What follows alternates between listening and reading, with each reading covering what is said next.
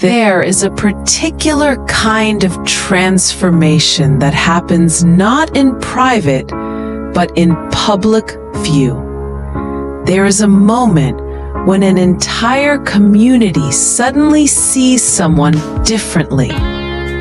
When years of assumptions and judgments collapse under the weight of a single action that reveals who someone truly is beneath the surface.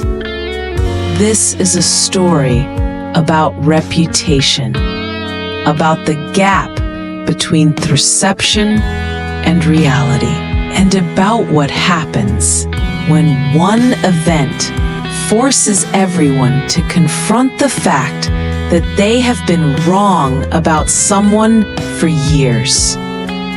Thomas was 35 years old and had lived in Riverside since he was born.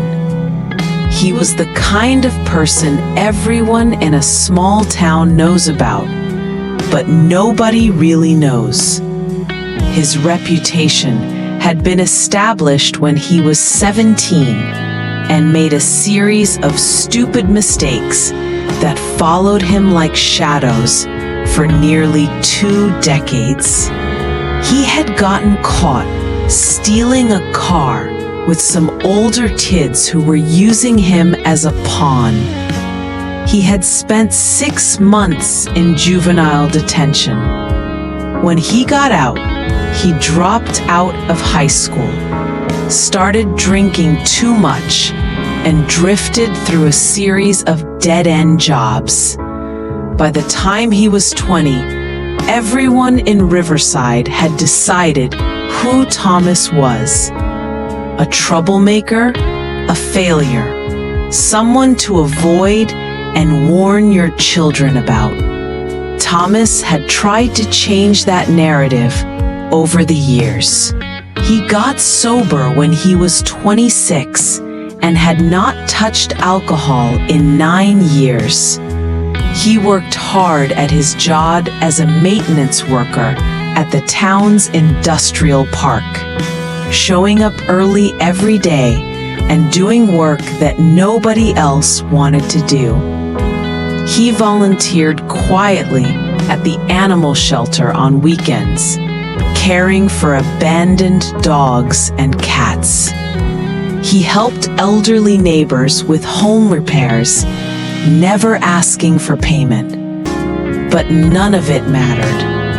In a small town, your teenage mistakes can define you forever. People saw what they expected to see: the troubled kid who grew into a troubled adult. Thomas had accepted this reality. He stopped trying to prove himself to people who had already made up their minds.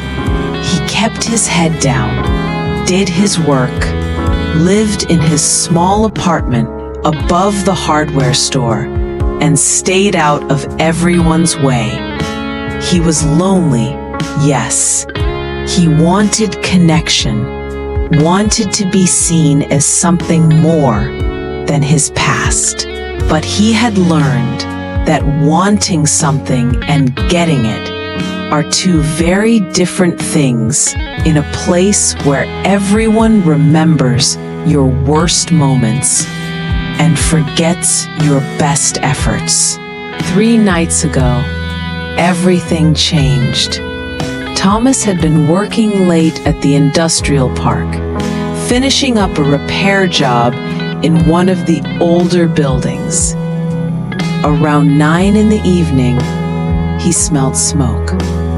He investigated and discovered that the warehouse next to his building was on fire. The warehouse stored industrial chemicals and equipment, and the fire was spreading fast. Thomas immediately called the fire department, but he knew they were 20 minutes away, and the warehouse was located next to 3 other buildings, including a factory where the night shift was still working. Thomas did not think. He just He ran to the factory and pulled the fire alarm, getting workers evacuated. Then he saw that the warehouse fire was spreading toward a residential area behind the industrial park. There were 4 houses within dangerous distance, houses he knew were occupied because he had done repair work for those families. Thomas ran to each house, pounding on doors, yelling for people to get out. 2 families evacuated immediately. The 3rd house belonged to an elderly couple, the Johnsons, who Thomas knew had mobility issues. When he reached their house, he could see the fire was dangerously close. Flames leaping across the dry grass between the warehouse and the residential area. He pounded on the door. "Mr. Johnson answered, confused and moving slowly. Thomas did not wait for permission. He went inside, helped Mr. Johnson to safety, then went back for Mrs. Johnson, who was in a wheelchair in the back bedroom. The smoke was getting thick. Thomas could barely breathe, but he got Mrs. Johnson into her wheelchair, pushed her through the house and out the front door, just as the fire reached their property line. By the time the fire department arrived, Thomas had evacuated 12 factory workers and 4 families. The firefighters were able to contain the blaze before it destroyed the residential area, but it had been close. Too close. If Thomas had not acted when he did, people would have died. The fire chief said so directly to the local newspaper the next day. The newspaper ran a front-page story with a headline that read, "Local man saves 12 lives in industrial fire." There was a photo of Thomas, covered in soot, sitting on the curb, looking exhausted while paramedics checked his vitals for smoke inhalation. Thomas had not wanted attention. He had just done what anyone would do.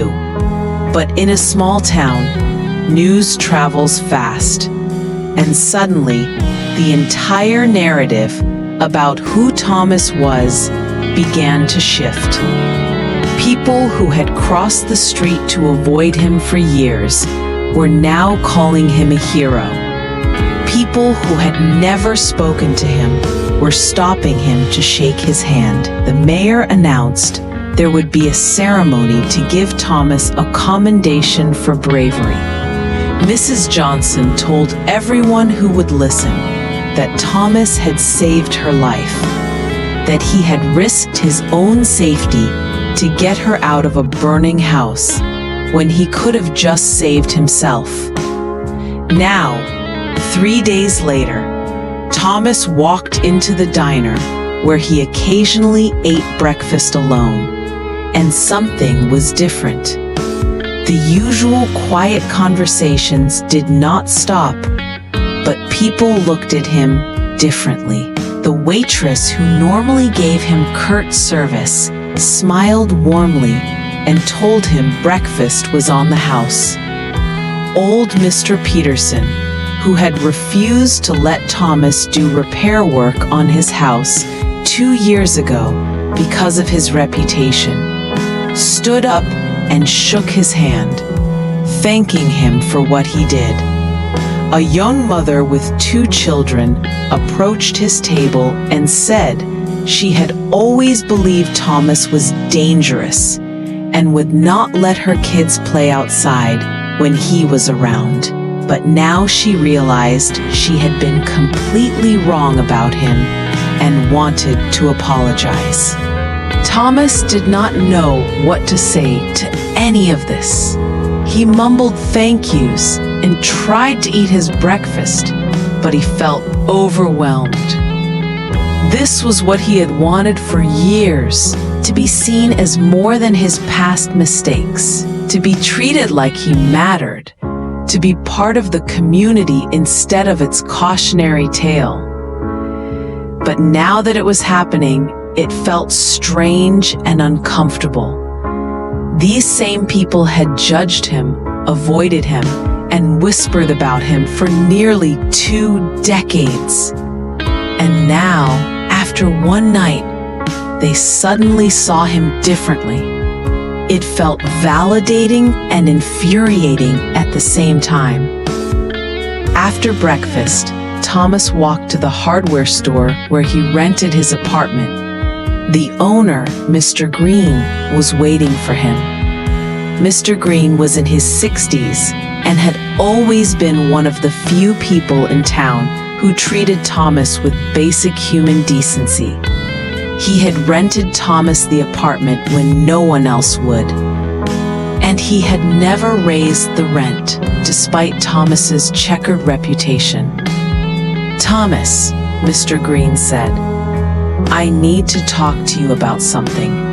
Come sit down." They sat in the back office, and Mr. Green looked at Thomas with an expression that was both proud and sad. "The whole town is talking about you. You know that, right?" Thomas nodded. "I know. It is strange. I have lived here my entire life, and nobody wanted anything to do with me until 3 days ago. Now everyone suddenly thinks I am a good person." Mr. Green sighed. "That is what I want to talk to you about. People are saying you are not who they thought you were. They are saying they misjudged you. They are saying you are a hero. And all of that is true. But Thomas, you have always been a good person. I have watched you for 9 years, since you got sober and started working hard and helping people. I have seen you feed stray animals. I have seen you shovel snow for elderly neighbors without being asked. I have seen you work overtime to fix things that broke so other people would not lose their jobs. You have been doing good things for years, but nobody noticed because they had already decided who you were based on mistakes you made as a teenager." Thomas felt tears burning in his eyes. Then why does it take something dramatic like a fire for people to see it? Why is quiet goodness never enough? Why do I have to risk my life for people to think I am worth knowing? Mr. Green reached across the desk and put his hand on Thomas's shoulder. "Because people are lazy, Thomas. It is easier to hold on to a simple story about someone than to pay attention to who they are actually becoming. It is easier to keep seeing someone as their worst moment than to acknowledge their growth. But what happened 3 days ago was so undeniable, so impossible to ignore, that it forced everyone to confront their own prejudice. They cannot pretend anymore that you are just the troubled kid who stole a car 20 years ago. They have to see you as the man who saves lives. And that makes them uncomfortable because it means they have been wrong about you for a very long time. I do not know how to be around people who suddenly respect me when they did not before," Thomas admitted. "Part of me wants to accept it and be grateful. Part of me wants to tell them all to go to hell, because where were they for the last 9 years when I was trying to prove myself?" Mr. Green nodded. "Both of those feelings are valid. But here's what I want you to consider. You get to decide what kind of person you want to be in this moment.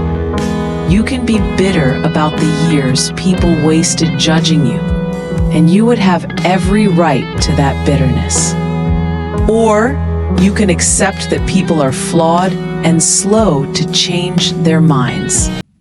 And you can use this shift in perception as an opportunity to build the kind of life and community connections you have always wanted. Neither choice is wrong, but one of them gives you the future you deserve, and one keeps you stuck in the past that hurt you. Thomas thought about that for a long time. Over the following weeks, he had to make that choice repeatedly. The town threw him a celebration ceremony. The local newspaper interviewed him. People invited him to community events he had never been included in before. Mrs. Johnson started a petition to get Thomas hired as a safety officer for the town. Young people started asking him to speak at schools about second chances and making better choices. At first, Thomas was skeptical of all of it, but slowly he began to accept that people's opinions of him really had changed. Not because he was fundamentally different than he had been a month ago, but because one dramatic event had forced them to see what had always been there. And while it was frustrating that it took something so extreme, Thomas decided to choose gratitude over bitterness. He decided to accept the community he had always wanted to be part of, even if their acceptance came later than it should have. 6 months after the fire, Thomas was offered a job as the town's safety coordinator. He accepted.